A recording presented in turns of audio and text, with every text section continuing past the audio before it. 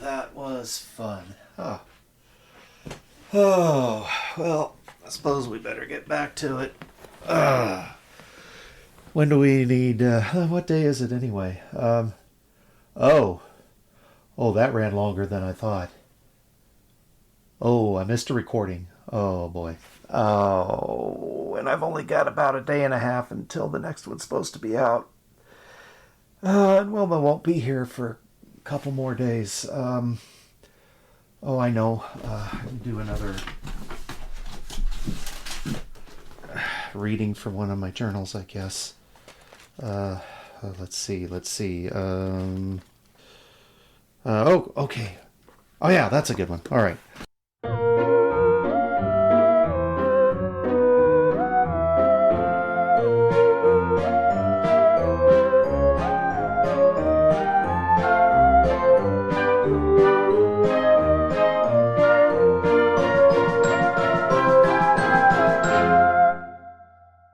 And hello, and welcome to Cryptid Remarks. I am Professor Edward Jeffers.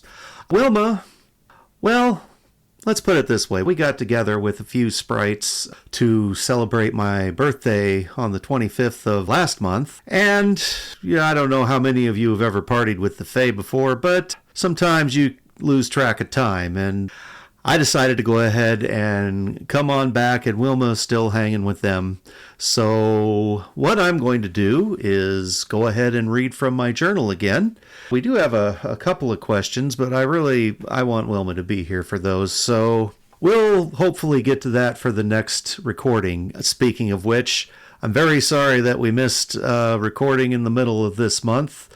Oh, I should say, the reason we were celebrating is we just got together on the 25th to celebrate my birthday. So that was fun. Anyway, I've got a story here that I think is going to be a little bit less depressing than the one from before. So I'll just go ahead and get right into this. Probably better back up a little bit for this just for context. Okay, so I will read April 17th, 1896. I just finished my walking tour of Utah. I don't think that statehood is going to change much for the cryptids in this area. Oh yeah, that was when Utah became a state in January that year, yeah. Okay. But I think the new contacts I've made out here will be very helpful in keeping an eye on the situation until things normalize out here. Things have changed so much since I came over to this continent. I'm still surprised this fledgling country didn't rip itself apart 30 years ago. But I digress. I think it is time I started heading east again. An old friend of mine, Horace Daggett, has contacted me recently about a human that is stirring up trouble for him again. I shudder to think about what is happening this time after the dynamite incident 3 years ago. If I can at least do some damage control this time, maybe things won't get that far out of hand again. Okay, and then there's really not much about that for a little while. Okay, yeah, here we go. June 3rd, 1896. I arrived in Rhinelander, Wisconsin today. It really is beautiful here in June. There are very few places I'd rather be than a forested area with lots of lakes. But I am not here to marvel at the beautiful scenery in the area. I'm here to talk to my friend Horace. I managed to find him today, and he was overjoyed to see me. I could tell that he was in a terrible state. It looked like he hadn't slept in weeks. He told me what was going on, and I have to say I wasn't surprised to hear it. Apparently, Eugene Shepard was up to his old tricks, trying to draw out Horace into the open again. I should probably give a physical description of Horace so that the full extent of his anxiety can be appreciated. Horace is about 7 feet tall and 20 feet long. He's usually a happy fellow, sporting a grin on his frog-like face, but he looked beleaguered when I found him. He has legs about the size of an elephant, but with clawed toes. He has defensive spears along his back and on his tail, and as you can imagine, these features make it hard enough for Horace to stay hidden, which is all he really wants. He's not a fan of humans, especially since a group of humans hunted down a friend of his and killed him with dynamite after he was drawn out by Eugene Shepard. Now, Eugene Shepard doesn't seem like the malicious type to me. In fact, from what I understand, he's a bit of a humorist and has been helping Oneida County develop over the past decade or so. While I can appreciate a good prank more than most, I think the line has been crossed when a creature loses its life because of it. Horace and I talked about it for several hours, and we decided it may be best if I tried to reason with him. I'm assuming him being Eugene there. Okay. I know that often humans really don't understand what they're dealing with when they encounter cryptids, and often fall back on their fearful reactions. I believe it's called fight or flight. If Eugene understood what he was dealing with more clearly, perhaps he could make more informed decisions in the future. At least that is our hope. June 4th, 1896. That seemed to go pretty well. I spent quite a bit of time today talking with Eugene Shepard, and I must say that he's an interesting character. First of all, I want to state that he felt terrible about what happened back in 1893. He didn't intend for anybody to get killed by his actions. He just discovered a new creature and was trying to introduce him to the human population in the area. Of course, they overreacted, and that caused the accident. I asked him why he wanted to draw Horace into the public eye after what happened. He hemmed and hawed for a while before admitting that he just wanted the spotlight himself. When I explained how badly Horace wanted to avoid humanity, he seemed a bit discouraged, but also contrite. He asked me if there was any chance that he could meet with Horace to work things out. Horace seemed eager to meet with Mr. Shepard, so I spent most of the afternoon and evening setting up a time and neutral location to meet. I am excited for this chance to work directly with a cryptid and a human at the same time. I am hopeful that this will be another step in the right direction for cryptid-human relations. June 5th, 1896. I couldn't be happier with the way things turned out today. Mr. Shepard was a delight to work with, and he and Horace became fast friends. In fact, Eugene started calling Horace Hodag once he learned Horace's full name, and it kind of stuck. I have to admit, it suits him.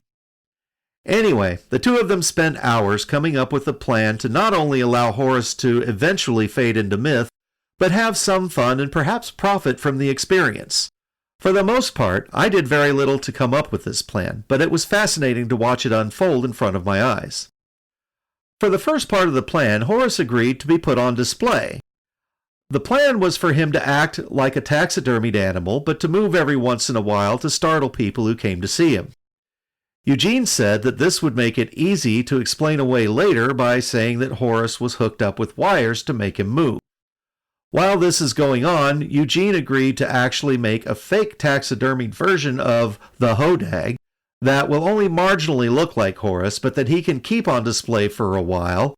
Then eventually an accidental fire will happen, destroying the facsimile of Horace, and eventually Eugene will declare the whole thing a hoax, and Horace and his family can live peacefully in the area for as long as they stay hidden.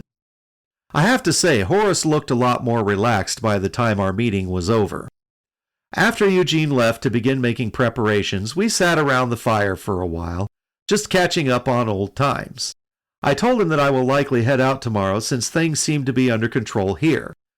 I may see if I can talk to either William McKinley or William Jennings Bryant to see which one of them seems most likely to advocate for cryptids.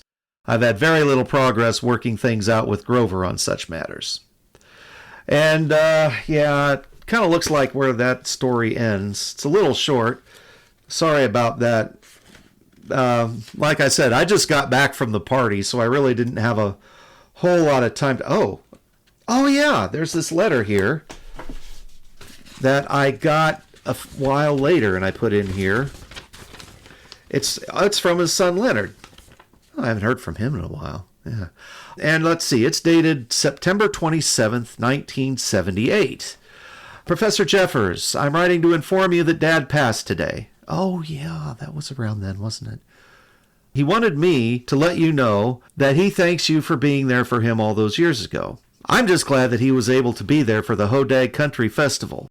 You would have loved it. I'm sorry you couldn't be there.